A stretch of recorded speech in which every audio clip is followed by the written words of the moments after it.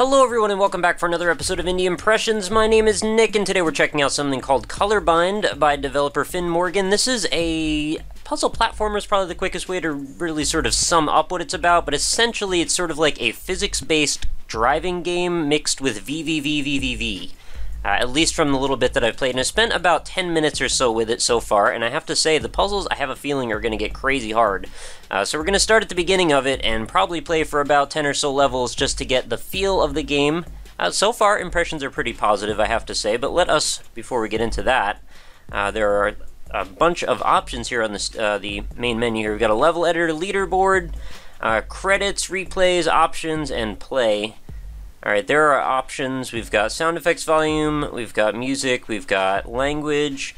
We can set a number of things to do with color intensity, so that way if you have trouble seeing one of these colors, because that is sort of an important factor when you're playing this game, we can add patterns to make the colors more easy to differentiate, or we can invert the colors if you have an easier time seeing those as opposed to the normal ones. And then of course our usual graphical options and some challenge modes. Astronaut mode and Septagon mode, which sound quite exciting actually.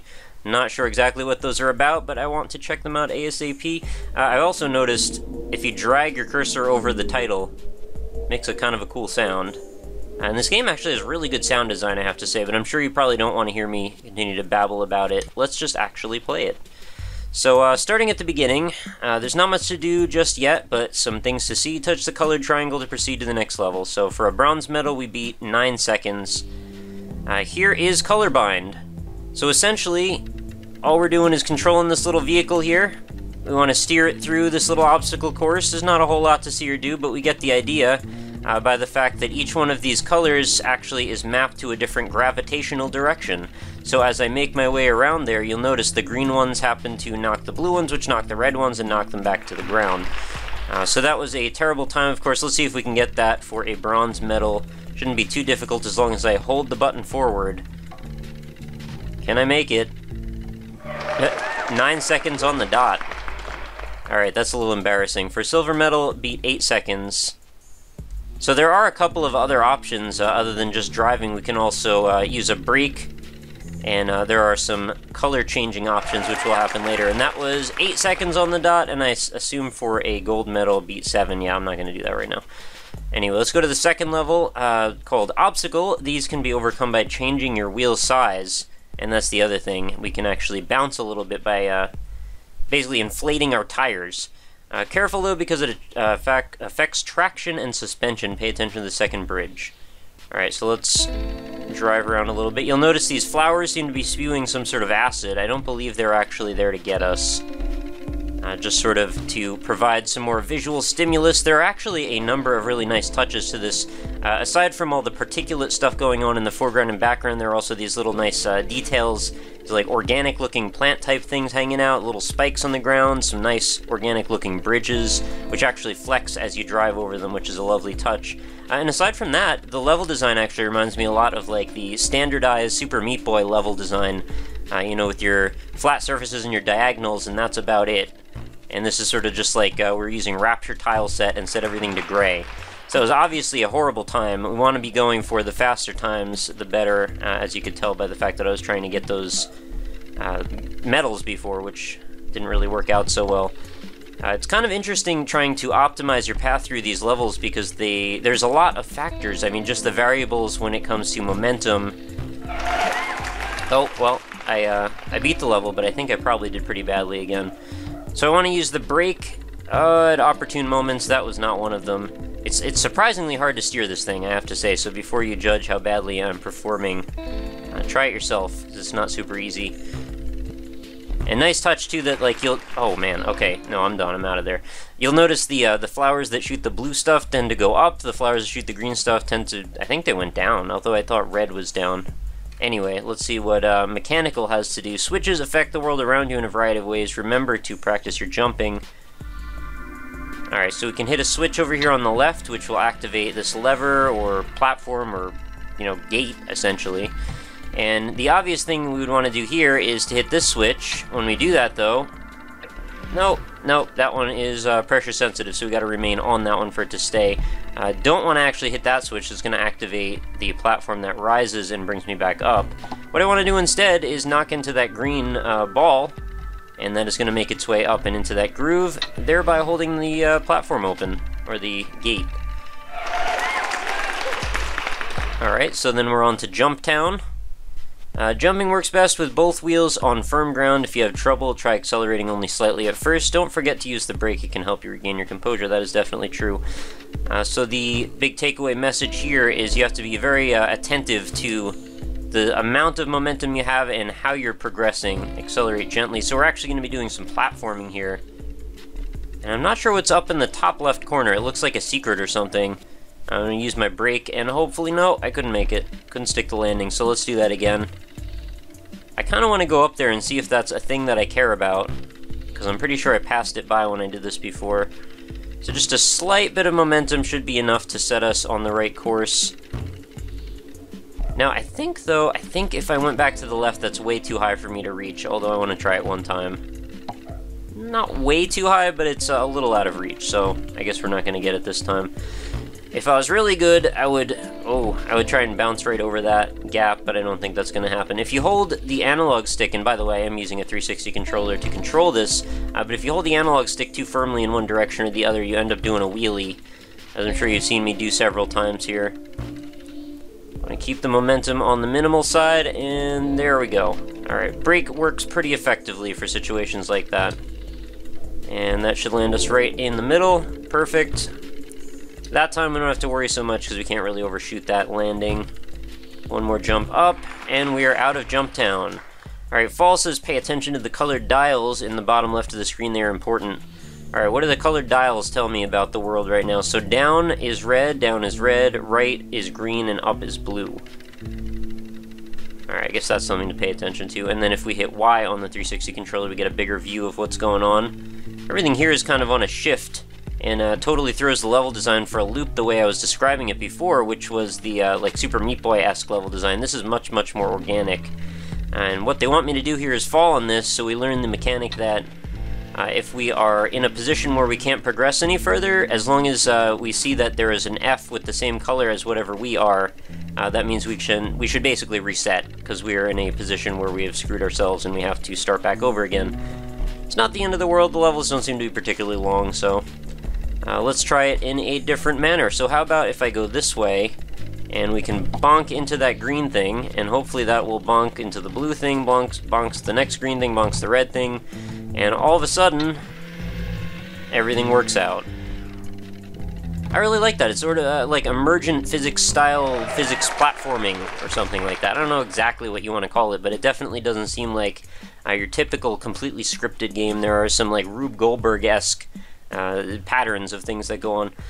You can't go everywhere yourself, but that doesn't mean you can't affect things from afar. Alright, so let's see what this level is about. This is a level I have not tried yet, so let's see if we can figure out what's going on with it. So we can push this green ball around. Have we been introduced yet to lasers? No, I guess not. There are these little green fountains, though. Oh, okay, they're showing what direction gravity feels like being in at the moment. We can set it left to right, and that only affects things that are painted green, so we don't have a ton to worry about in this specific instance. That should roll it up and out, and when it gets over the top, I'm going to send it back down with that button. And then we want to send it back to the right, and it feels like we're solving one of those water puzzles that you might play when you're a little kid. And there we go. Problem solved. Sometimes the order of actions is important. Observation is the best way to learn how things work. Alright, I can get behind that idea. Alright, so these are not switched yet, the blue and the green. You might have to restart with F. Alright, well that's probably not a good thing to know. Sort of a dismal outlook here. So these are gonna, what, go up if I knock them out? Alright, they are indeed going up. I guess we want to set these off in that direction. Blue is gonna send us in what direction now? We want to go right? Alright.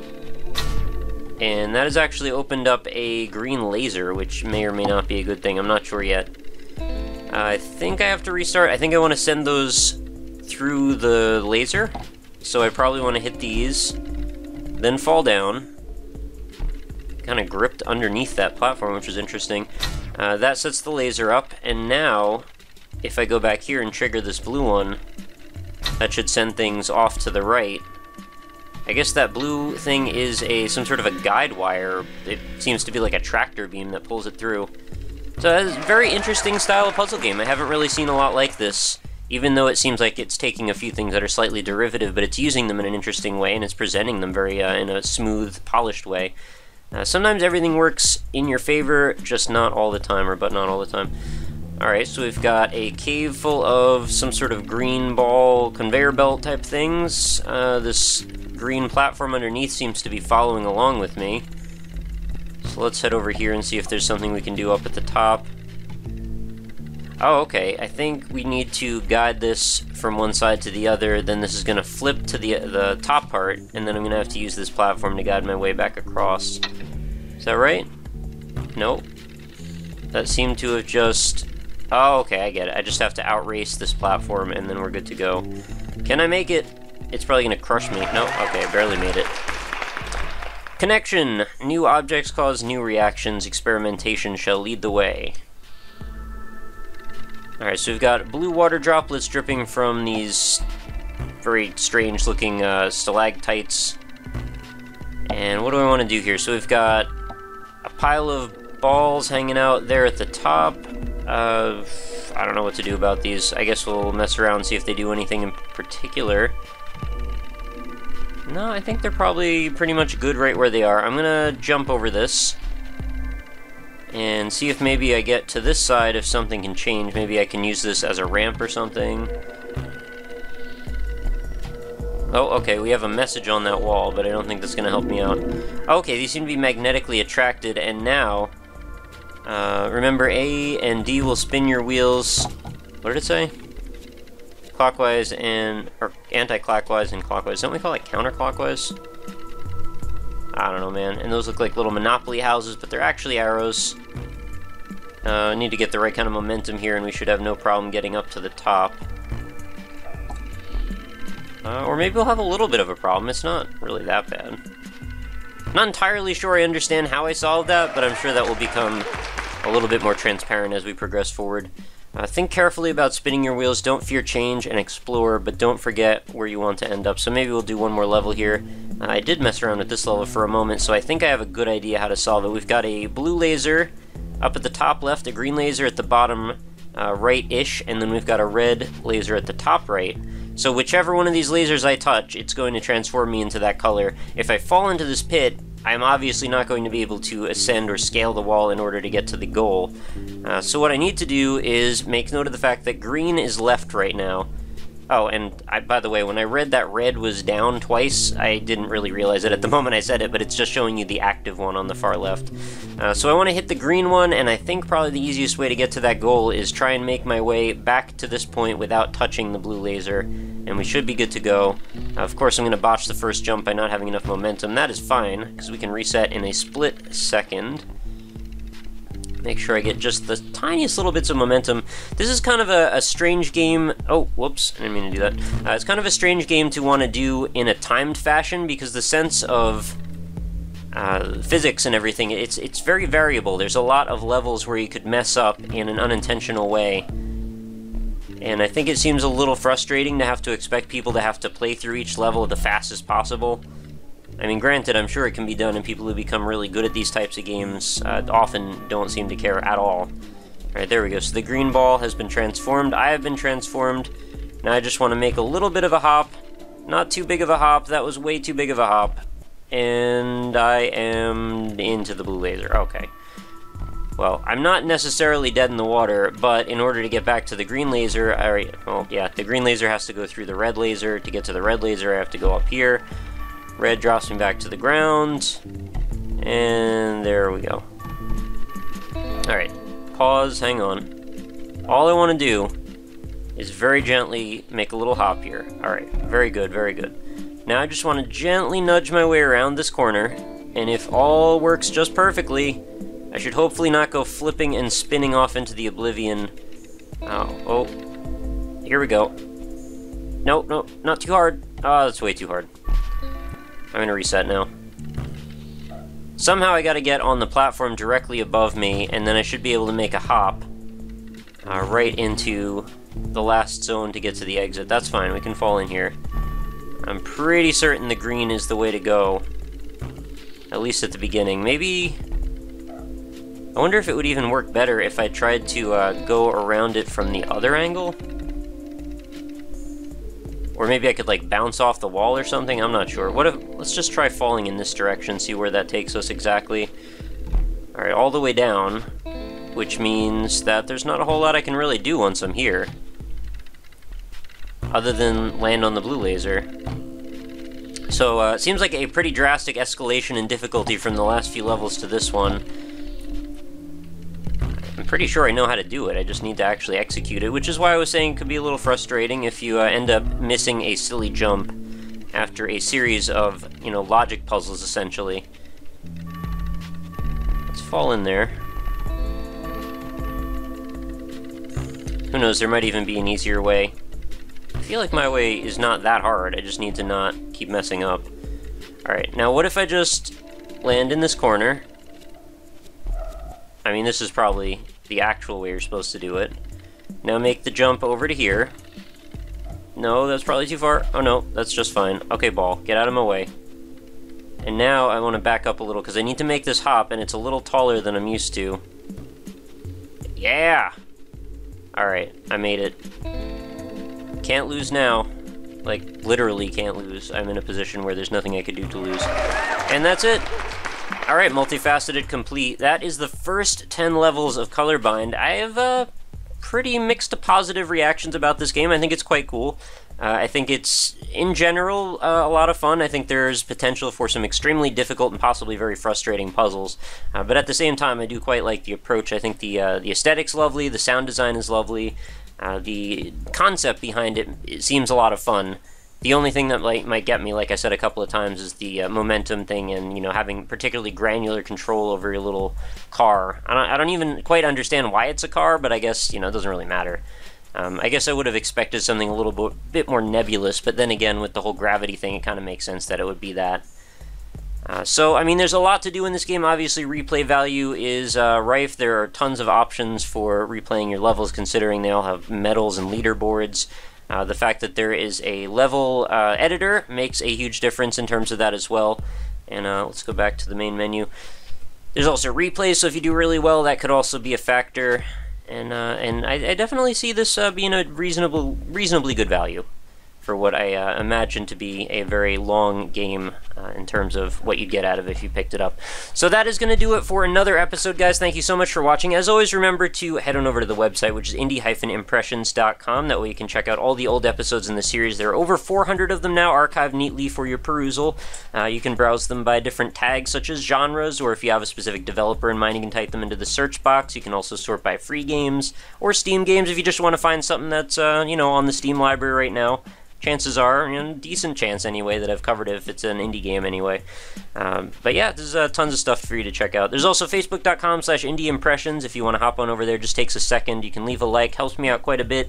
And then you'll be up on every day's new postings for the channel. I post every day's over there, so they aggregate right to your stream or your Facebook feed, essentially. I also do news updates and occasional contests and game giveaways, so if you want to stay in on what's going on, that's one place to do it. I also have a Twitter handle, and if you want to get in contact with me about the possibility of showing off your game, if you're an indie developer, you can either tweet at me at @RockLeeSmile, or I also have a contact form available right on the actual website, which is, again, indie-impressions.com.